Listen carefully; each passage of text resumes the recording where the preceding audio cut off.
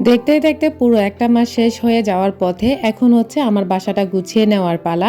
যেহেতু আল্লাহর নাম পড়ে আমি নতুন বাসায় যাচ্ছি, জানি না সেই বাসাটাতে কেমন কাটবে, তবে আপনাদের সবাই অনেক অনেক দোয়া চাই। আর আপনারা আমাকে অনেক বেশি দোয়াও করছেন, এতে আমি অনেক বেশি শুকরিয়া আদায় করি। এখন হচ্ছে আমি যেহেতু বাসা চেঞ্জ করব, আমার হচ্ছে কিছু হালকা পাতলা ধোয়ার বাকি ছিল, যদিও আসলে সবকিছু আমি ধুতে পারবো না, কারণ আমার যেহেতু আসসালামু এজমার আলাইকুম, আমি সমস্যা, নূর আছি যার কারণে আপনাদের হচ্ছে মাঝে। অল্প স্বল্প বাংলাদেশি কিছু হচ্ছে ব্লগার আমি ধুয়ে নূর নেব। চ্যানেলে আপনাদের আরও একবার স্বাগত জানাই। কাছে এবং দূরে, দেশ এবং বিদেশে যে যেখান থেকে আমার আজকের ভিডিওটি দেখছেন, আল্লাহ তাআলার অসীম রহমতে আপনারা সবাই ভালো আছেন, আমরাও আলহামদুলিল্লাহ ভালো আছি। যারা ভিডিও দেখে থাকেন কিন্তু একটি লাইক দিতে ভুলে যান, প্লিজ আপুরা একটি লাইক দিয়ে যাবেন। আপনার ছোট্ট একটি লাইকের আশায় কিন্তু মেহনত করে ভিডিও মেক করে যাই।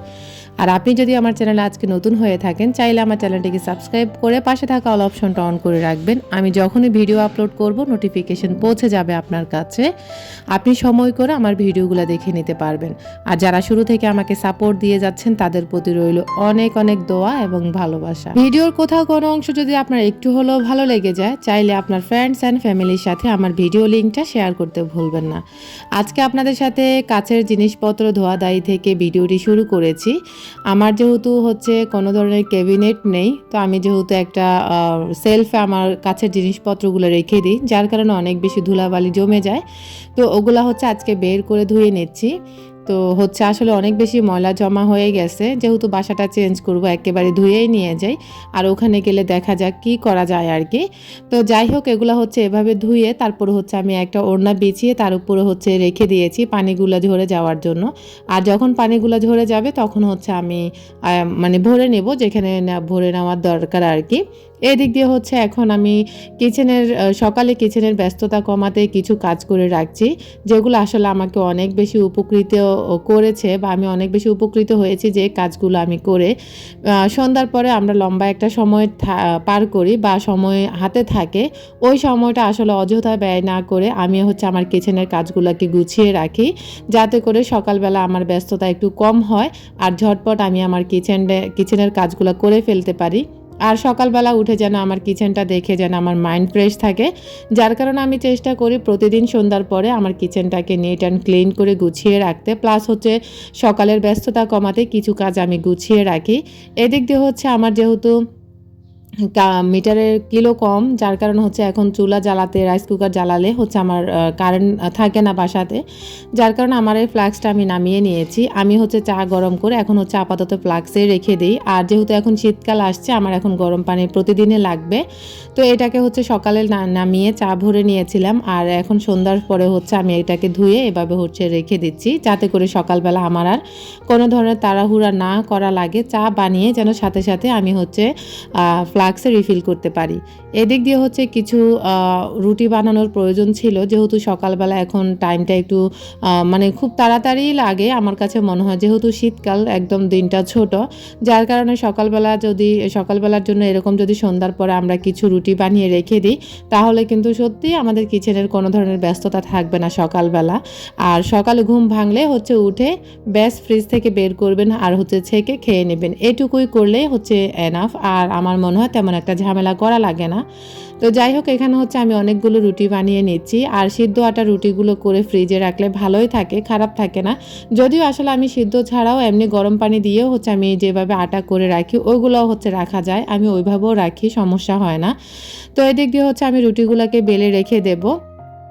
এখানে হচ্ছে অনেকগুলো রুটির ডো করে নিয়েছি, আর ফাইনালি হচ্ছে আমার সম্পূর্ণ রুটি বানানো শেষ হয়ে গেছে। এখন আপাতত কোনো বক্সে ভরবো না, যেহেতু আমি বাসা চেঞ্জ করব, আমি মোটামুটি সব কিছুই গুছিয়ে নিয়েছি, যার কারণে হচ্ছে আমি এভাবে প্লেটের মধ্যে আরেকটা প্লেট ঢাকনা দিয়ে তারপর হচ্ছে রেখে দেব, শুধুমাত্র একটা রাতই তো, কোনো সমস্যা হবে না। তো যাই হোক, আমি হচ্ছে এভাবে ঢাকনা লাগিয়ে আমি হচ্ছে ফ্রিজে রেখে দেব।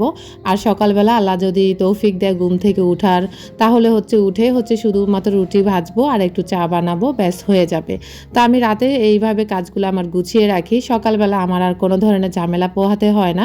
যাদের হচ্ছে ছোট বেবি আছে তারা চাইলে এইভাবে হচ্ছে আমার এই টিপসটি ফলো করতে পারেন, প্লাস হচ্ছে যারা সকালে ঘুম থেকে উঠতে পারেন না তারাও হচ্ছে চাইলে এই টিপসটি অবলম্বন করতে পারেন। আশা করি আপনারা অনেক বেশি উপকৃত হবেন। তো যাই হোক, যদি ভিডিওর ভালো লাগে তাহলে প্লিজ একটি কমেন্ট করবেন। আপনার মূল্যবান মতামত কমেন্টের আমার কাছে অনেক বেশি মূল্য আছে। তো এদিক দিয়ে হচ্ছে আমি এখন রাতের খাবার খাবো আর কি, যার কারণে একটা ডিম ভেজে নিচ্ছি। আর আসলে আজকে দুপুরে তেমন একটা রান্না বান্না হয়নি, গত দিনের তরকারি ছিল ওগুলা দিয়ে ভাত খেয়েছিলাম। এখন রাতের বেলা দুইটা ডিম ভাজি করে নিচ্ছি। আর ধনেপাতা কাঁচামরিচ দিয়ে আপনাদের ভাইয়া ডিম ভাজি করে খেতে অনেক বেশি পছন্দ করে, আমারও খুব ভালো লাগে। যদি আমার ছেলেদের আসলে তেমন একটা পছন্দ না ধনেপাতা কাঁচামরিচ, তো যাই হোক তারপরেও আজকে খেয়েছে মাশাল্লাহ। তো যাই হোক, এখানে 4 জনের জন্য করে নিয়েছি, যদিও আরাফ একদমই খায়নি, আরাফ কোনো ভাতই খায়নি। তো যাই হোক, এখন আমরা রাতের খাবারটা করে নেব। হয়তোবা আপনারা আমার ভিডিওতে ডিম ভাজিটা সচরাচর দেখেন না, যার কারণে আপনাদের সাথে আজকে শেয়ার করলাম। তো এদিক দিয়ে রাতের খাবার দাবার শেষ করে আর এখন আপনাদের ভাইয়া ভ্যান গাড়ি থেকে ডাঁটা শাক, তারপরে এখানে কি বলে সরিষার শাক নিয়ে এসেছিল। তো রাতেও আমি এভাবে কাজগুলো গুছিয়ে রাখি, যেহেতু দিনের বেলা ছোট বাচ্চা থাকে, ইউটিউবে কাজ করি, ছোটোখাটো একটা বিজনেস আছে, সব কিছু মিলিয়ে ভালোই একটা মোটামুটি ব্যস্ত সময় পার করি। তো যার কারণে চেষ্টা করি রাতের বেলা এই কাজগুলো গুছিয়ে রাখার জন্য। রাতে তো আসলে তেমন একটা গৃহিণীদের আর কাজ থাকে না, পরের দিনের জন্য চাইলে এই কাজগুলো গুছিয়ে রাখলে অনেকটাই টাইম সেভিং হয়, যেটা আমি নিজে ফলো করে অনেক বেশি উপকৃত হয়েছি আর কি। তো এদিক দিয়ে আমি ডাটাগুলোকেও কেটে নিচ্ছি, আগে সরিষার শাকগুলোকে বেছে রেখে দিয়েছি, আর এদিক দিয়ে আমি ডাটা শাকগুলোকে কেটে নেব। তো আমি যেহেতু একা হাতে সম্পূর্ণ সব কাজ করে থাকি, আপনাদের ভাইয়া তো এখন আর বাসায় থাকে না, কাজ না থাকলে বাসায় থাকে, আর কাজ না থাকলে সে তো আমাকে সময় দিতে পারে না। তো যার কারণে আমি চেষ্টা করি আমার কাজগুলোকে এভাবে গুছিয়ে রাখার জন্য। আর ডাটা শাক, যে কোনো শাক কাটতে কিন্তু ভালোই একটা টাইম লাগে। আমি সবসময় চেষ্টা করি রাতের বেলা শাকগুলো আনার পর এভাবে কেটে সুন্দর করে বেছে পরিষ্কার করে ফ্রিজে রেখে দিতে। তো যাই হোক, এখন চলে আসছি দিনের বেলা। রাতে আমি আর কোনো পানির কাজ করিনি, যেমন মাছ ধোয়া দাই এগুলো করতে ভালোই একটা পানি ধরা লাগে। তো এই কারণে রাতে ফ্রিজে মাছগুলো এভাবে রেখে দিয়েছিলাম। আর এখন সকালবেলা আমি মাছগুলোকে আগে ভাগে ভিজিয়ে নিয়েছি ঘুম থেকে উঠেই, যাতে করে আইসগুলো ছুটে যায় আর আমার মাছগুলো খুব ঝটপট আমি ধুয়ে নিতে পারি। ফাইনালি আমি মাছগুলোকে আগে ভালো করে রক্ত মাখা পানিগুলো ফেলে দিয়ে এখন পরিমাণ মতো ভালো করে লবণ দিয়ে মাছগুলোকে ধুয়ে নেব। আর আমি কিছু সম্পূর্ণ পাতিল আমি বস্তা ভরে নিয়েছি, যার কারণে আপাতত এখন আর কোনো পাতিল নামাতে চাচ্ছি না, এখন এভাবে ধুয়ে নিচ্ছি। যদিও আসলে আমি এভাবে মাছ ধুতে পারি না, যেহেতু মাছের একটু পিচ্ছিল ভাব থাকে, ওগুলা বড় একটা পাতিলের মধ্যে করে ধুইলে একদম সুন্দর, একদম নিট অ্যান্ড ক্লিন হয়ে যায়। তো কষ্ট করে সুন্দর করে ধুয়ে নিয়েছি। ফাইনালি আমার সম্পূর্ণ মাছ ধোয়া হয়ে গেছে। তা আপনারা চাইলে আমি যেভাবে কাজগুলো রাতের বেলা গুছিয়ে রাখি, দিনে আর আসলে আমার তেমন একটা প্যারা নিতে হয়নি। মাশাআল্লাহ করে আমি রাতের বেলা সম্পূর্ণ সব কাজ গুছিয়ে রাখি। আগের ফার্স্ট যখন চ্যানেলে কাজ করছিলাম, প্রথম আপনাদের সাথে এরকম কিছু ভিডিও শেয়ার করেছি, যদিও এখন আর শেয়ার করা হচ্ছে না। ইনশাআল্লাহ আপনাদের সাথে আমি আস্তে আস্তে সম্পূর্ণ সব কাজ শেয়ার করব।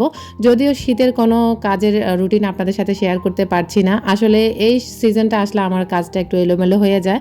তবে ইনশাআল্লাহ আমি শেয়ার করব, আদৌ পারবো কিনা জানি না, তবে যদি পারি অবশ্যই আপনাদের সাথে শেয়ার করব।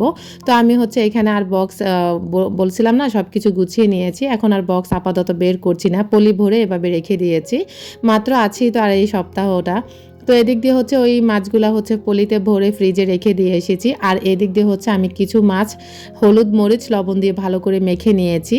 আর কিছু মাছ আমি 2 পিস মাছ নিয়েছি, সরিষার শাকের ভর্তা করব। আর মাছের মাথাটা আর একটা পেটে নিয়েছিলাম ডাটাগুলো রান্না করার জন্য। ডাটা আমার কাছে অনেক বেশি মজার একটা তরকারি লাগে, অনেকটাই ভালো লাগে আমার কাছে, যার কারণে আমি আপনাদের ভাইয়াকে বলি ডাটা আনার জন্য।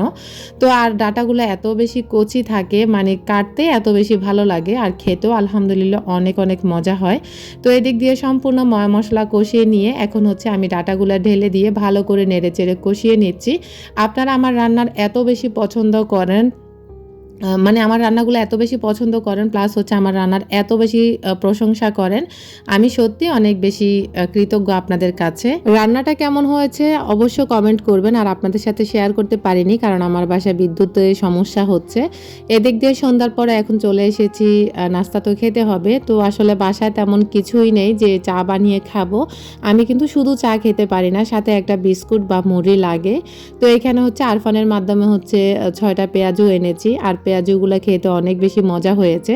আর গরম গরম পেঁয়াজু এমনিতেই অনেক বেশি মজা লাগে। তো ওভারঅল ভিডিওটি ভালো লাগলে লাইক, কমেন্ট, শেয়ার করতে ভুলবেন না। আল্লাহ হাফিজ, আসসালামু আলাইকুম।